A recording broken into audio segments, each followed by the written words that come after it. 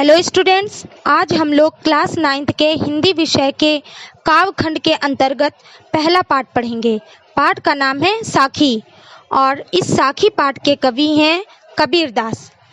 Okay, तो मैं आपको इस पाठ के जो इम्पोर्टेंट साखी है, जो इम्पोर्टेंट लाइन है, वही आपको पढ़ाऊंगी। स्टूडेंट्स, इस पाठ को पढ़ने से पहले हम लोग इस पाठ के कवि कबीरदास के बारे में कुछ महत्वपूर्ण बातें जानेंगे।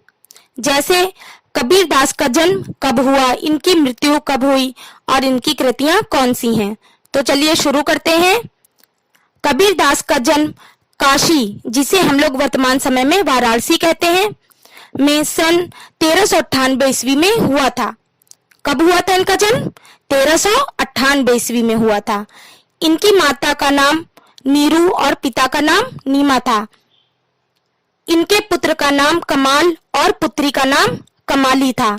इनकी कृतियां बीजक नामक ग्रंथ में संकलित हैं, जिसके 3 भाग हैं। पहला साखी, फिर सबत और रमैनी, जिसमें हम लोग अभी साखी पढ़ेंगे। और कबीरदास की मृत्यु 1518 ईस्वी में हुई थी। कब हुई थी इनकी मृत्यु? 1518 ईस्वी में हुई थी। तो ये थी कबीरदास से संबंधित कुछ महत्वपूर्ण बातें। अब हम लोग इस पाठ को शुरू करते हैं। पहली साखी है, सतगुर हमसु रीझी करी एक कहा प्रसंग।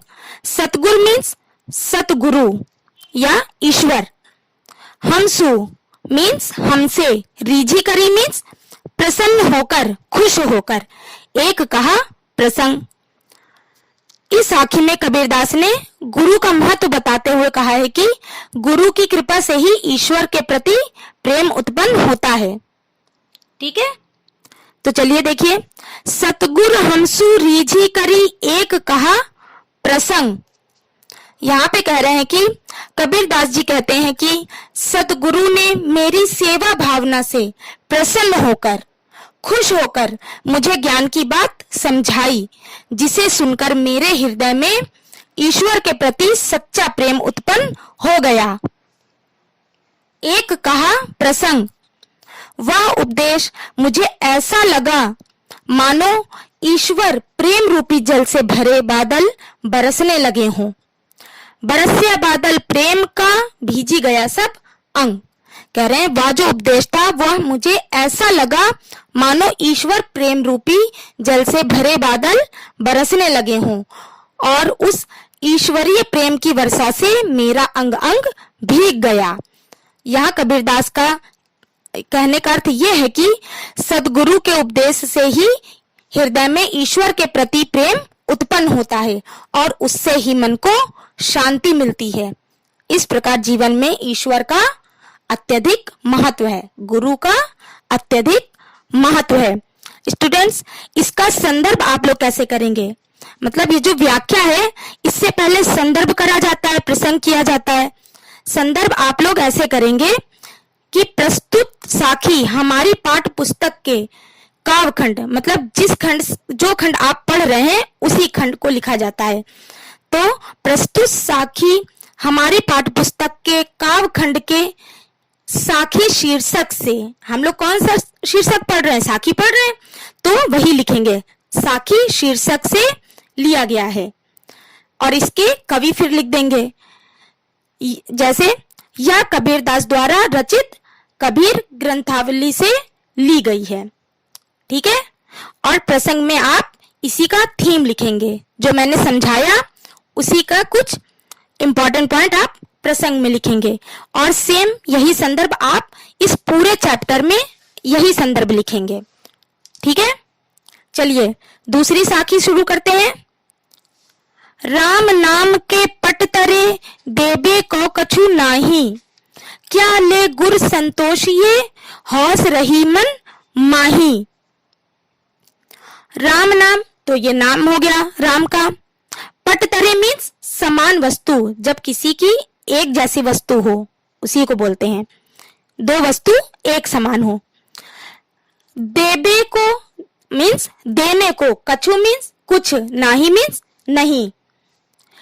क्या ले गुर संतोष, ये संतोष मीन्स होता है मिल सके, संतोषीय मीन्स संतोष, मतलब सुकून मिल सके। हौस रही मन माही, हौस मीन्स होता है इच्छा, अभिलाषा। आप इच्छा कहिए, वो आपको इजी पड़ेगा। माही मीन्स मेरे, ठीक है। तो चलिए शुरू कर रहे हैं। राम नाम के पट तरे देबे को कछु नाही। प्रस्तुत साखी में कबीर दास जी कहते हैं कि जिस गुरु ने हमें ज्ञान दिया है उसके बदले में मेरे पास देने को कुछ नहीं है। क्या ले गुर संतोष ये हौस रही मन माही।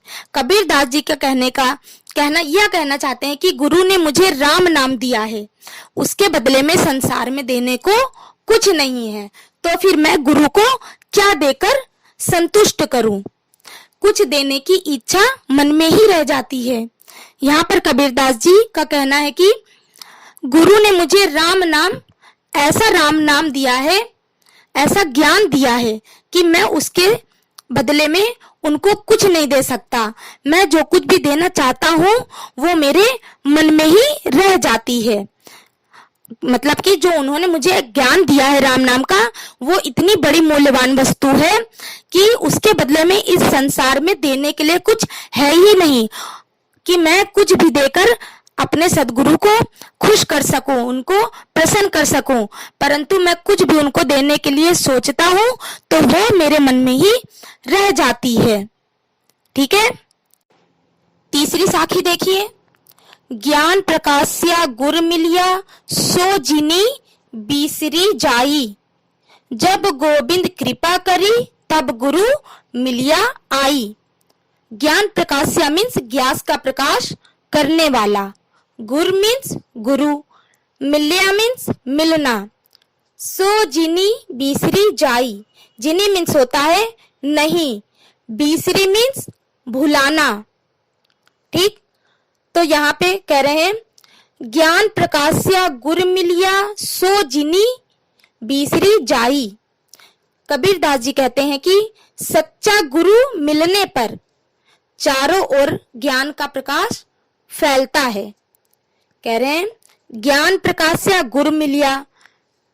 इसके देखिए, आपको इसकी लाइन से ही इसका अर्थ समझ में आ रहा होगा कि कबीर दास जी कहते हैं कि सच्चा गुरु मिलने पर चारों ओर ज्ञान का प्रकाश फैलता है। सो जिनी बीसरी जाई। कह रहे हैं अतः जो गुरु हमें ज्ञान देता है उसे हमें कभी नहीं भूलना चाहिए। कबीर दास जी कहते हैं कि जब सच्चा गुरु हमें मिल जाता है तो चारों ओर प्रकाश फैल जाता है, और जो गुरु हमें ज्ञान देता है हमें कभी भी उसे भूलना नहीं चाहिए। जब गोविंद कृपा करी, इसका अर्थ है जब ईश्वर की कृपा होगी तब गुरु मिलिया आई, तब हमें सच्चा गुरु मिल जाएगा। मतलब कह रहे हैं कबीर दास जी कहते हैं कि मुझे सच्चा गुरु तभी मिला जब ईश्वर की कृपा हमारे ऊपर हुई। इसका अर्थ फिर से देख लीजिए। कबीर दास जी कहते हैं कि सच्चा गुरु जब हमें मिल जाता है तब चारों ओर प्रकाश फैल जाता है, और जो गुरु हमें ज्ञान देता है, हमें चारों ओर प्रकाश देता है, हमें ज्ञान देता है, जो चारों तरफ प्रकाश को फैलाता है, उस गुरु को हमें कभी भी भूलना नहीं चाहिए। और ये जो सच्चा गुरु है, जब ईश्वर की कृपा होगी तभी ये सच्चा गुरु हमें मिल जाएगा। कबीर दास जी कहते हैं कि मुझे सच्चा गुरु तभी मिला जब ईश्वर की कृपा हुई। ठीक। आगे देखिए। जब मैं था तब गुरु नहीं, अब गुरु है हम नहीं। प्रेम गली अति साकरी, तामे दो ना समाही। मैं, यहाँ पे जब मीन्स तो जब हो गया। मैं यहाँ पे जो लिखा है, इस मैं का अर्थ है अहंकार। ठीक है। गुरु मीन्स तो आप जानते ही हैं, गुरु आचार्य, टीचर, शिक्षक, वही गुरु। ठीक है। प्रेम गली मीन्स प्रेम रूपी गली, और साकरी, सांकरी मीन्स होता है संकीर्ण, ठीक है, बहुत छोटा, ठीक। तामे मीन्स होगा जिसमें, समही मीन्स समाना, ठीक है। कह रहे जब मैं था तब गुरु नहीं, अब गुरु है हम नहीं। कबीरदास जी कहते हैं जब मेरे मन में मैं की भावना थी, मतलब जब मेरे अंदर अहंकार था, जब अहंकार में मैं हमेशा डूबा रहता था, मेरे मन में हमेशा अहंकार रहता था, तब गुरु मेरे हृदय में नहीं था, मतलब मेरे गुरु का कोई भी स्थान मेरे हृदय में नहीं था। कह रहे हैं कबीरदास जी कि जब मेरे अंदर अहंकार था तब मेरे अंदर गुरु नहीं था, गुरु का कोई भी स्थान नहीं था। अब गुरु है हम नहीं। कह रहे हैं अब मेरे अंदर जब ये अहंकार खत्म हो गया है, तब मेरे हृदय में गुरु के प्रति श्रद्धा भाव उत्पन्न हो गया है।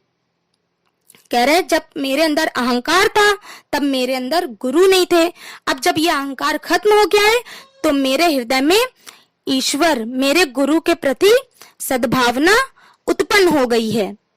प्रेम गली अति साकरी, तामे दोना समाही। कह रहे कबीरदास जी कहते हैं कि प्रेम रूपी हृदय की गली बहुत छोटी है, उसमें एक समय में दो लोग नहीं रह सकते हैं। जब तक उस गली में अंधकार था, अहंकार था, तब तक उसमें गुरु प्रवेश नहीं कर सकते थे, और जब उसमें गुरु सब आ गए हैं अंदर हमारे हृदय में, तब उसमें से अहंकार खत्म हो गया है। मतलब जो हमारे हृदय में प्रेम रूपी जो गली है वो इतनी छोटी है कि उसमें दो लोग एक साथ नहीं रह सकते। जब उसमें अहंकार रहता था, अंधकार था, तब उसमें गुरु नहीं थे, और जब गुरु आ गए हैं तब वहां से अंधकार खत्म हो गया है। ठीक है, आगे देखिए। यहू ऐसा संसार है जैसा सैंबल फूल, दिन दस के व्यवहार को झूठे रंग ना भूल। यहू, यहू का अर्थ है यह। सैंबल फूल, सैंबल फूल का अर्थ है सेमल का फूल। दिन दस, दिन दस का अर्थ है कुछ दिनों के लिए। व्यवहार का अर्थ है व्यवहार। रंग, रंग का अर्थ है मस्ती। और भूल, भूल का अर्थ है भूल कर। यहू ऐसा संसार है जैसा सैमल फूल। यहाँ पे कबीरदास जी कहते हैं कि ये जो संसार है ये सेमल के फूल की तरह है। सेमल के फूल की तरह ये संसार सुंदर दिखाई पड़ता है। सेमल का फूल लाल रंग का होता है, और जब ये सेमल का फूल खिलता है तो सभी लोगों को अपनी ओर आकर्षित कर लेता है। जो लोग इसे देखते हैं तो इसकी ओर आकर्षित होने लगते हैं, परंतु ये जो आकर्षण है ये अधिक समय के लिए नहीं रहता है, क्योंकि यह जल्द ही नष्ट हो जाता है। ये जो सेमल का फूल है जब ये खिलता है ये बहुत सुंदर दिखाई देता है, जिसे देखकर लोग इसकी ओर आकर्षित होने लगते हैं, परंतु इसकी जो सुंदरता है ये अधिक समय तक नहीं रहती है, जल्दी यह नष्ट हो जाता है, और इसका फल भी खाने योग्य नहीं होता, क्योंकि उसमें रुई भरी होती है। दिन दस के व्यवहार को झूठा रंग ना भूल। कबीरदास जी कहते हैं कि हे मनुष्य, तू सेमल के फूल की तरह इसकी इस संसार की के आकर्षण की मोह माया में मत पड़। ये जो जिस तरह से लोग सेमल के फूल को देखकर, उसकी खूबसूरती को देखकर उसकी ओर आकर्षित होने लगते हैं, उसी प्रकार इस संसार की चमक धमक को, इस संसार के आकर्षक को देखकर तू इसकी ओर मोहित मत हो, इसकी मोह माया में मत पड़, क्योंकि इसके का भी, इस संसार का भी जो आकर्षण है वो कुछ ही समय का है, क्योंकि यह भी जल्दी नष्ट हो जाएगा। इसका जो आकर्षण है ये भी नष्ट होने वाला है, इसलिए तू इस संसार की मोह माया में मत पड़। आगे देखिए। यह तन काचा कुंभ है, लिया फिरै था साथी, ढबका लागा फूटी गया, कछु न आया हाथी। तन, तन का अर्थ होता है शरीर। काचा, काचा का अर्थ होता है कच्चा। कुंभ, कुंभ का अर्थ होता है घड़ा। ढबका, ढबका का अर्थ होता है ढक्का। देखिए, यह तन काचा कुंभ है, लिया फिरै था साथी। यहाँ पे कबीरदास जी कहते हैं कि हे मनुष्य, तू जिस शरीर को अपना समझकर उसका हमेशा ख्याल करता है, मतलब अपने शरीर को तू समझता है कि वो हमेशा तेरे साथ रहेगा और तू हमेशा अपने शरीर का ख्याल रखता है, उसे संभाल कर रखता है। यह तेरा शरीर एक घड़े के समान है जो कि कष्ट आने पर कुछ ही समय में नष्ट हो जाएगा। ढबका लागा फूटी गया, कछु न आया हाथी। यहाँ पे कह रहे हैं कबीरदास जी कि जिस प्रकार मिट्टी का कच्चा घड़ा, जब मिट्टी के कच्चे घड़े में थोड़ी सी भी अगर ठोकर लग जाती है तो वो टूट जाता है, उसी प्रकार तुम्हारा शरीर भी कुछ ही समय में नष्ट हो जाएगा। यहाँ पे कबीरदास जी कहते हैं कि हे मनुष्य, तू जिस शरीर को अपना समझकर हमेशा उसका ख्याल रखता है, उसे स्वस्थ रखता है, उसे संभाल कर रखता है, वह शरीर तो एक घड़े के समान है जो कि कष्ट आने पर क्षण भर में कुछ ही समय में नष्ट हो जाएगा।